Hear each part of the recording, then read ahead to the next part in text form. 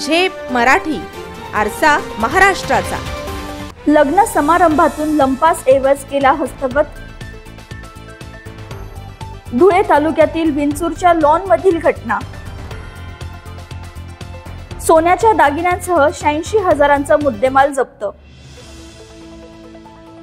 धुळे तालुका police ठाण्याच्या तपास पथकाने तत्काळ कारवाई करत लग्न समारंभादरम्यान चोरीस गेलेले सोन्याचे दागिने आणि रोख रक्कम असा 86,000 किमतीचा मुद्देमाल हस्तगत केलाय। 23 फेब्रुवारी रोजी सायंकाळी 6 ते 6:30 दरम्यान धुळ्यातील शिरूर येथील कैलास विनायक पाटील यांच्या मुलाचा विवाह सोहळा रायबा लॉन्स विंचूर येथे पार पडत होता। लग्न कार्याच्या गडबडीत त्यांनी त्यांच्या सुनबाईचे सोन्याचे दागिने आणि आहेरातून मिळालेली रोख रक्कम एका बॅगेत ठेवून भाड्याच्या स्कॉर्पिओ गाडीच्या ड्रायव्हर सीट मागील भागात ठेवली।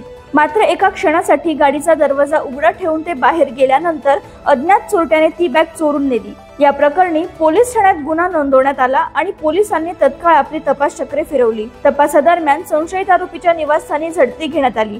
या झडतीत चोरीस गेलेले 66,000चे सोन्याचे दागिने व 20,000 रुपये रोख असा एकूण 86,000 रुपयांचा मुद्देमाल हस्तगत करण्यात आलाय। ही कारवाई पोलीस अधीक्षक श्रीकांत धिवरे, अपर पोलीस अधीक्षक किशोर काळे, उपविभागीय पोलीस अधिकारी संजय बंबाळे, उपअधीक्षक सागर देशमुख यांच्या मार्गदर्शनाखाली पोलीस उपनिरीक्षक कृष्णा पाटील, हवालदार ललित खळगे, प्रकाश सोनवणे, मनोज शिरसाट आणि पोलीस कॉन्स्टेबल राकेश मोरे यांनी केली।